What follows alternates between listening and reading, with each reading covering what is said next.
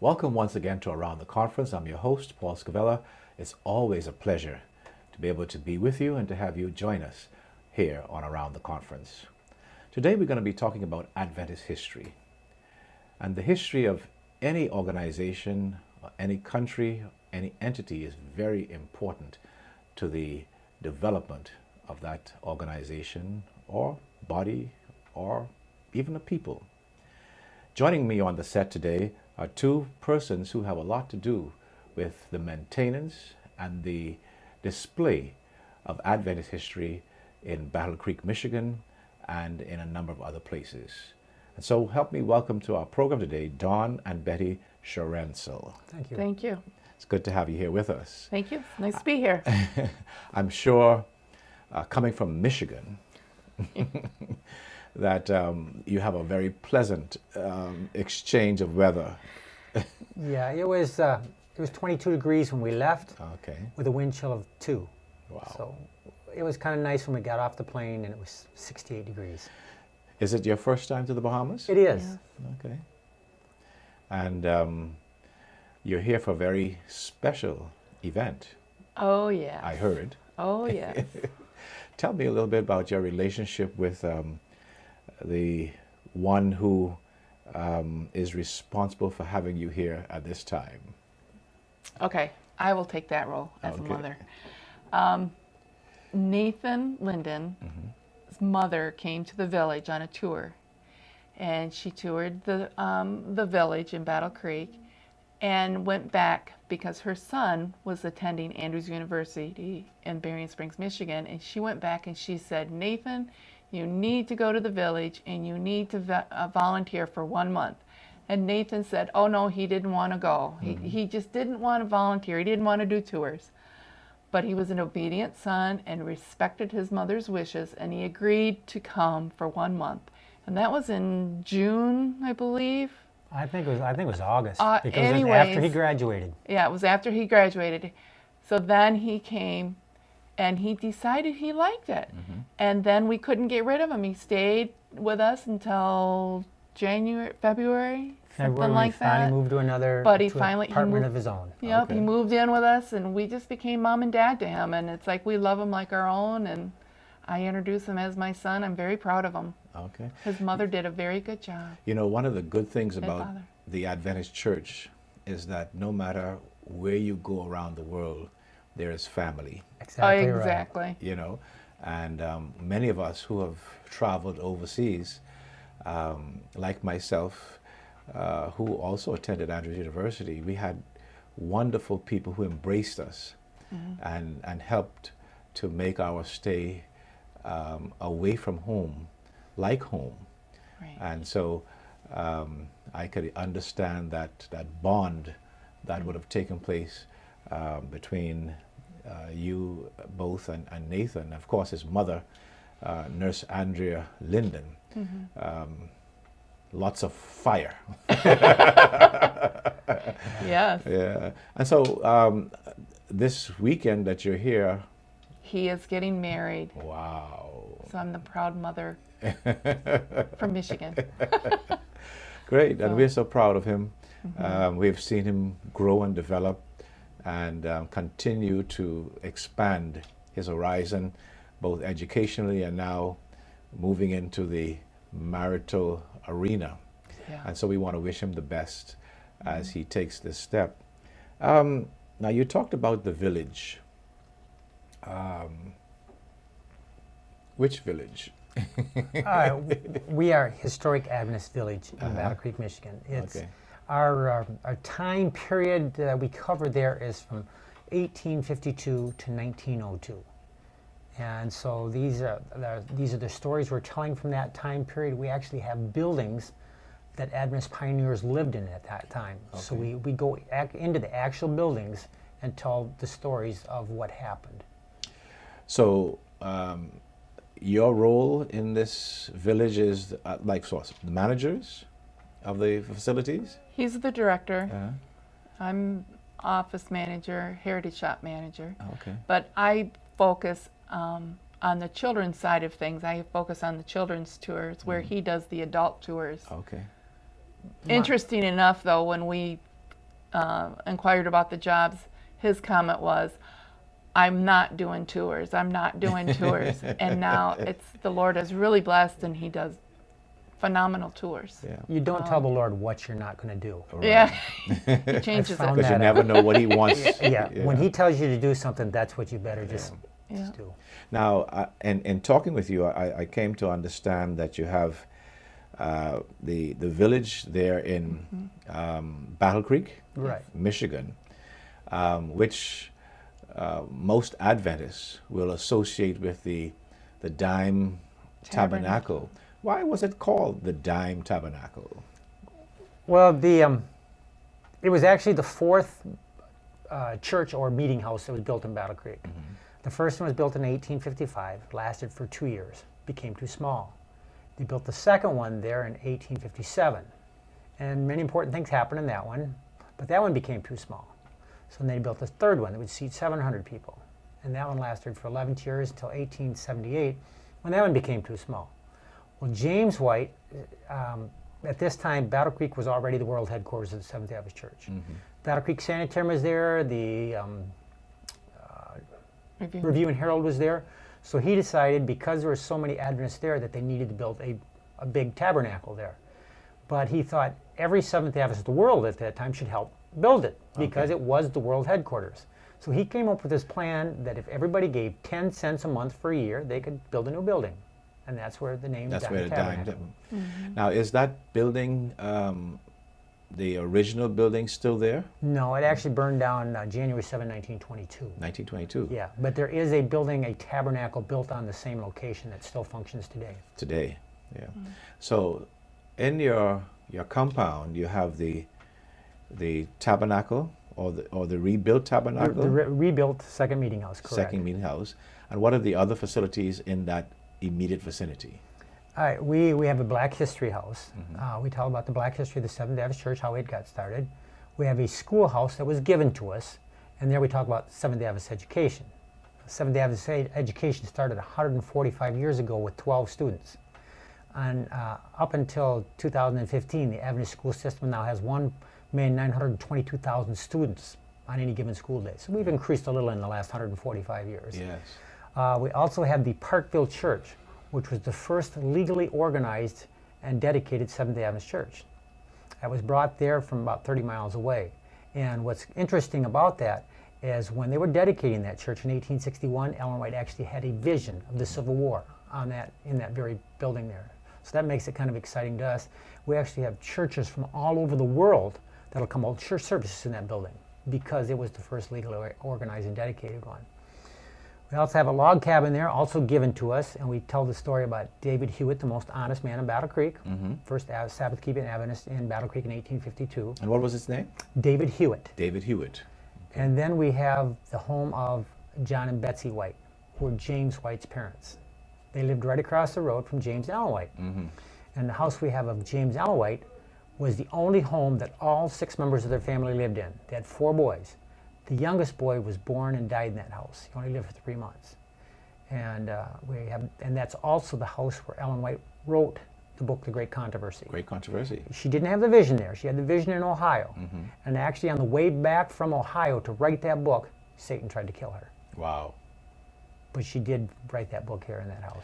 Well, certainly we would have been able to see the leading of God in her life, and based on her counsels, the leading of God in the advancement of the 3 angels' messages, and of course the development of the Adventist Church. Because when we think about the Adventist educational system starting with just 12 people, and we look at the largest parochial educational system in the world today. Exactly right. Wherever we go, we can find Adventist Christian education, which has certainly been a strength and a support to the advancement of the gospel of Jesus Christ. And many of us have been the beneficiaries of this educational system and the counsel that she gave in regards to this. So you have the Adventist village, which centers around the development of the Adventist church and its organizational system. But I understand that you have 4 other facilities. Let's look at those. The Hiram Edson Farm. What's significant about Hiram Edson and this farm? Hiram Edson was is over by Rochester, New York. He's where the farm is up by Clifton Springs, which is right there by Port Gibson. Okay. And after the great disappointment, he was actually walking across the cornfield, contemplating where did we go wrong, what happened, and that's where he was shown that it was the sanctuary. God was cleansing the sanctuary, not the earth. Okay. And so then him and R.O.R.L. Crozier went out and they ministered to the fellow believers from there. And the sanctuary message is very pivotal to the Adventist church and what God is doing in terms of ministry, and in particular what happened after 1844. And so that must be exciting for you all to be able to tell this story as people come to visit. And then you had the William Miller Farm. Yeah, this is the farm where William Miller was called to be a preacher. This is where he went into the woods a farmer and came out a preacher. And also on that same site is what is called Ascension Rock. Many Adventists hear about the word Ascension Rock, where people gathered in 1844, so that when the Lord come, they were all going to go to heaven. Right. Well, that particular rock is on that property. Okay. And so, people like to go out there and just think back about, what? These people stood here, waiting for the Lord to come. They waited all day long, and he didn't come. Yeah. William Miller had, as we all know, was very significant to this whole prophetic countdown, which ended or came to a pivotal point in 1844, where there were a number of people in that day who thought that Jesus was literally going to come. Correct. And they had misinterpreted the prophecy, not recognizing or remembering that the Bible tells us that nobody knows, and that is given to one person only. And so, however, what is significant about some of these people were that while they were disappointed, it drove them back to Bible study. And that's so important to the Adventist church, that we study our Bible and search the scriptures to see whether these things are so. Correct. Our time is running very quickly, and we got to take a break right here. And so we're going to rejoin this conversation as soon as we get back from our break. We're here on Around the Conference, and we're talking with two wonderful individuals, Betty and Don, from Barron Springs, or rather from Michigan, Battle Creek, where the Adventist village is located. And so we want you to hear the rest of this story, so continue to stay there with us. Don't go away, and we'll be right back.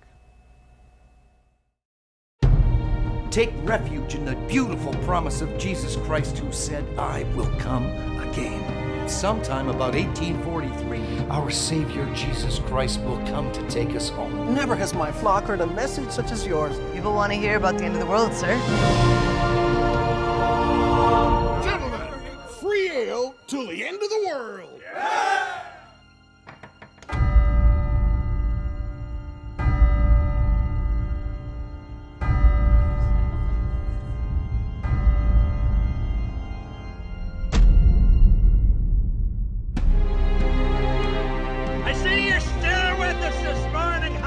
God's message was never meant to be about a single date. Lucy, what have I done?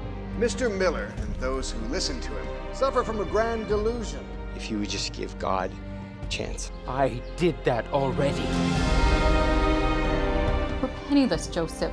I'm being convinced by the word of God. I know no other way to test error from truth. Is this but a cunningly devised fable, Esther? Consider me someone who's fallen off the path.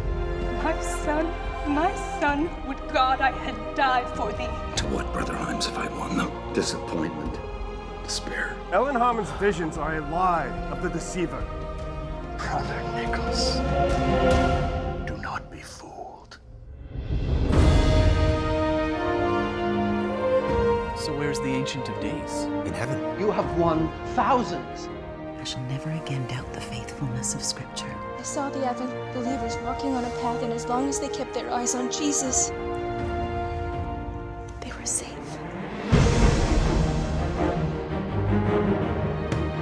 What do we say to being called the Seventh-day Adventists? This is the inspired testimony of God.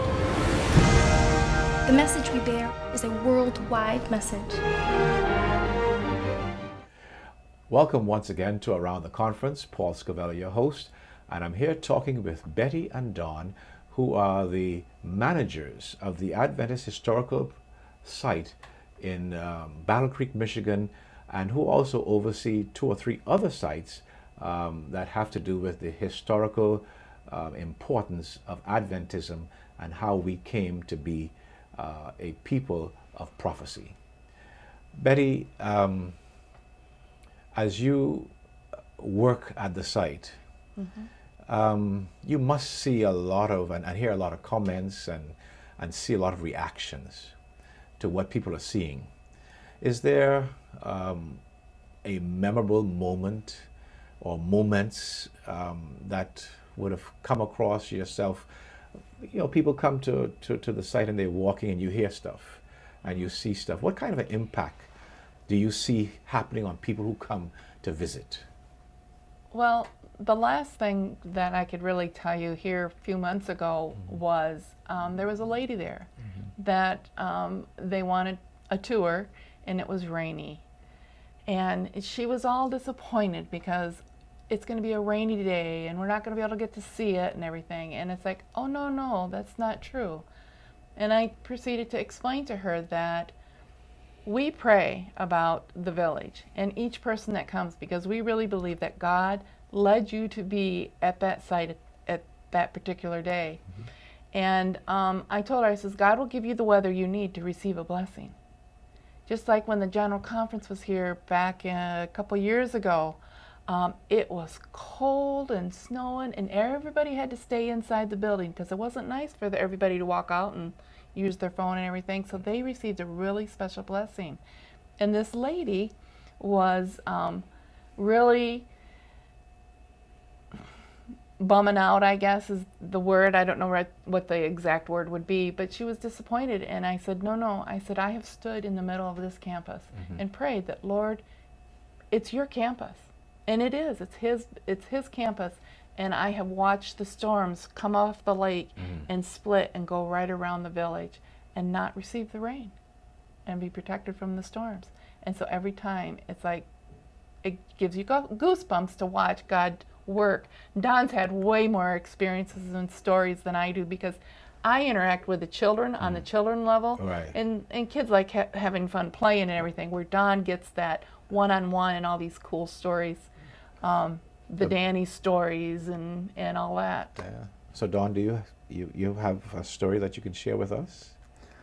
Well, it was last year, actually around this time, and on Saturdays in the wintertime we're open from 2 o'clock to 4 o'clock. Okay.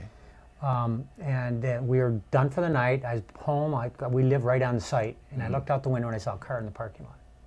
And I thought, all right, I'm not doing anything else. I'm going to find out, if these guys want a tour. And I went up there, and there's this guy who was just running around the village taking pictures. We had like 4 inches of snow that day, 27 degrees. And I said, would you like a tour of Mrs. White's house? He said, absolutely. So I took him over there, and he was going, I was raised in Adventist. I went through all the Adventist education and stuff. From this, I'm kind of thinking that, all right, he's not an Adventist anymore. Well, anyways, I brought him in the house, and he's just taking pictures all over the place, just like crazy. And he'd introduced to me the other man. He said that the other man's name was Steve, and Steve was taking him around Battle Creek. Well, come to find out, he was a truck driver, and he had to stop there in Battle Creek for 34 hours for rules. And he had been trying to walk to Ellen White's grave from that truck thing. It was 8.5 miles. And this Steve picked him up, brought him there, brought him to Ellen White's grave. I have no idea who this Steve was. At the end, Steve says, well, if you're here in Battle Creek, you need to go to Ellen White's house. And so that's why he showed up there. So I brought him through the thing. And this man, even though he is no longer an Adventist, it impressed him so much to go through Ellen White's house. It just, he wrote on Facebook, I'm astounded. Because he says, when I think about Battle Creek, I think about this little woman getting out of her carriage, kneeling down next to a child and telling her about Jesus. Mm-hmm. And these are the, just the stories. Incredible. So the site is more than just an historic site. It's a site of witness. It is. To the goodness of God. And 18% of our people that have come through there this year are non-Adventist. And if we can get them through the whole village and get them into Ellen White's house and tell them the story of how the Great Controversy was written in that house, we actually offer them a copy of the Great Controversy. Okay. And many people are impressed to take that book home. We just have to plant the seeds. We know it's the Holy Spirit that waters them and everything else, but if we can get that book into their hand, we think we've accomplished something in our mission of evangelism. I got one more story. Okay. Was it 2 years ago when the Pathfinders headed out to Oshkosh? Uh-huh. I want you to tell them that story, and I'm going to let you tell it because I don't want to mess it all up because it was so cool to what had happened. Well, we had 5,400 Pathfinders go through there in 4 days on their way going out to Oshkosh for the big camporee. About 2 weeks before they were to go, I got a phone call from a lady. She said, I'd like to bring my Pathfinder club through on the Sabbath before Oshkosh. Mrs. Mayam, you're months too late. I got 1,200 people scheduled that day. We're not going to take any more for Sabbath. Can you come another day or come afterwards? All right. She says, well, no, that's not going to happen. She says, what we'll do is we'll catch a bus and we'll come there on Wednesday morning. Now, Oshkosh is 6.5 hours away from Battle Creek, and you're going through Chicago, and I told her that. I says, and they don't have a bus service. You're not going to just catch a bus there. And so she says, well, let me call you back. She calls back about 20 minutes later, and she says, what we're going to do is we'll rent a bus in Oshkosh, and we'll be there Wednesday morning. Now, Oshkosh starts Tuesday night. What are the chances of somebody getting out there and turning right around and coming back to Battle Creek? So I said to my staff that morning, they're probably not going to be here, so let's just take it easy. We just had 5,400 Pathfinders go through here. Well, they showed up. There's a Pathfinder club from Uganda. I had one of my summer students, Jessica was her name, take them around. Yes. And when we get up to Mrs. White's bedroom, what we do quite often is we have a prayer up there, number one, but we let them have that prayer in their language. We have one of them. And so she asked for a volunteer to have a prayer, and a 14-year-old boy puts up his hand to have the prayer. Well, when he gets done, the Pathfinder director comes up behind him, puts his hand on his shoulder, and says, this young lad doesn't understand the significance of this village in his life. He said, 15 years ago, I was on my way to Oshkosh. We'd stopped here in Battle Creek. I was in Ellen White's house when I got a phone call that this boy's mother, pregnant with him, was in danger of dying. He said, I went out to a tree out back and had a prayer for that young mother and that unborn baby. What are the chances of 15 years later, this is a boy that raises up his hand to have the prayer? Right. Wow. Those aren't chances. No. When they all got done, most of the Pathfinders went out front. We're taking pictures at the front of Ellen White's house with the sign there. That Pathfinder director and that young boy went out to that same tree and had knelt down in prayer. Wow. Now my wife and Georgia Walkie, who's one of the General Conference treasurers, saw them out there underneath that tree kneeling. Had no idea what was going on. Until the next day when we put the two stories together. Right. God is so good and amazing, and He intervenes in our lives at just critical, strategic points. Yeah. And if we would just be attentive, we see the hand of God leading and directing in our lives. And certainly God used Ellen White to guide and to affirm and to direct in so many aspects of the Adventist Church's life. I had the privilege of visiting that spot many years ago when I was in Andrews University, 1985 there. We had one more of the sites I think that we haven't touched on, Joseph Bates. Tell us a little bit about Joseph Bates and his significance with his farm and his facility and what contribution or significant contribution that he has brought to the development of the Adventist Church. Well, Joseph Bates is actually also very good in health reform. So he was even into health reform, but Ellen White was, because he'd given up tobacco and stuff and tea and stuff before that. But he had heard that up in Washington, New Hampshire, after the Great Disappointment, it was a couple of years after that, that they were keeping Saturday a Sabbath. And he thought that was kind of strange. So he took a train and walked to Frederick Wheeler's house And when he got there, he knocked on Fred Wiegler's door in the middle of the night and asked him about the Sabbath thing. And Frederick Wheeler had already started keeping the Sabbath with his church up there in Washington, New Hampshire. Well, he convinced Joseph Bates. So on the way back to his home in Fairhaven, in Massachusetts, he actually gave a Bible study on the Sabbath. And so that is the significance of Joseph Bates' home. This is where the Sabbath doctrine of the church was first established by Joseph Bates. And that's we have his boyhood home there. Yeah. You know, William Miller and so many other reformers from the very early years, God used to bring significant light on various aspects of the Bible that had been taken away by the church through the Dark Ages. The matter of the method of salvation through works as opposed to righteousness by faith, the state of the dead,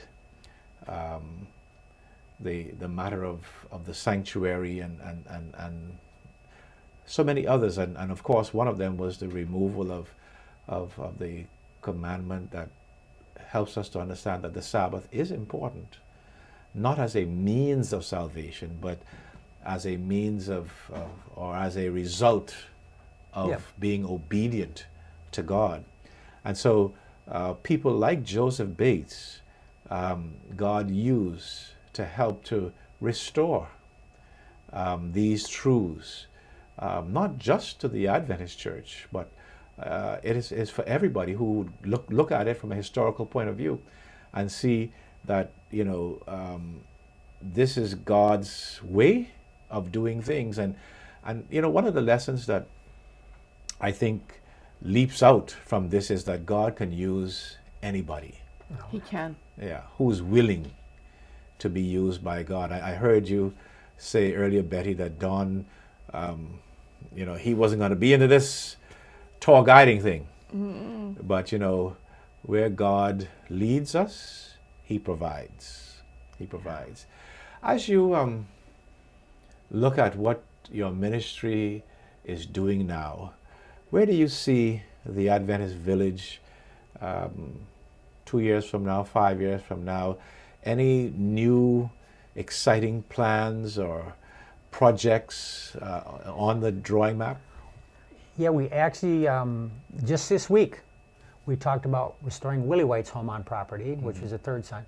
But also they want to get a replica of the Western Health Reform Institute built on there. And that's where the health message came in, was through the Western Health Reform Institute. And they're hoping to replicate that within the next couple of years also. Okay. What was, yeah, go ahead. And right now we are in the middle of building the 1855 replica of the publishing house. Publishing house. Yes. And that's so important, because very important. That is one of the first ways that people like Joseph Bates and those Spreading who those wrote the new leaves. tracts, and Ellen White, I think, had a vision where she saw the gospel being spread like autumn leaves. Yeah, throughout the world. Throughout the world. And so as a result of that, our publishing houses are also very big part of the advancing of the cause of God. Well, you know what, Betty and Dawn, we're just out of time. But it certainly was a joy having you here with us. And well, thank you. We trust that your visit here will be one of such that you would want to come back. They say in the Bahamas, if your toes get in the sand, you won't be able to help yourself. You know? I'm looking forward to that then.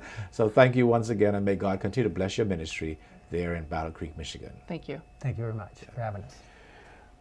We've been having a wonderful time talking about the impact of the Adventist Village and other homes there in the northeastern United States, in Michigan and New York, and how they're impacting the gospel and have impacted the gospel through the ministry of Ellen White and her family.